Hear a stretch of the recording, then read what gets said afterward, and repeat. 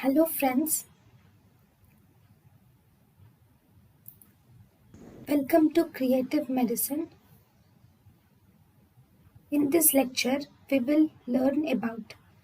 Hello friends, let us now learn about the parathyroid glands. Okay, whenever there is increased, if there is circulating ionized calcium, this circulating ionized calcium will directly inhibit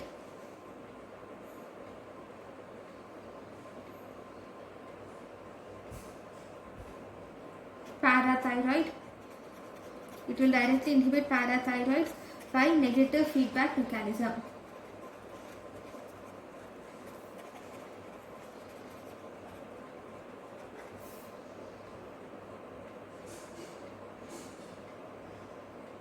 The key for this is done by calcium sensing receptor, which is present on the parathyroid.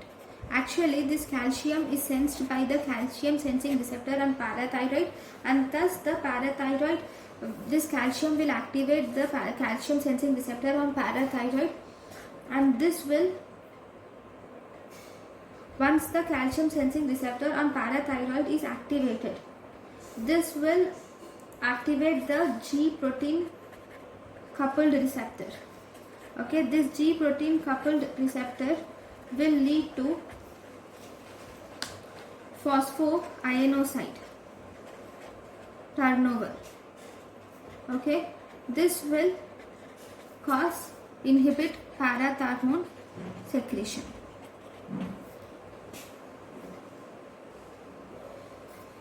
So whenever calcium is high, the parathyroid is decreased. Okay, when calcium is low, then the secretion is increased.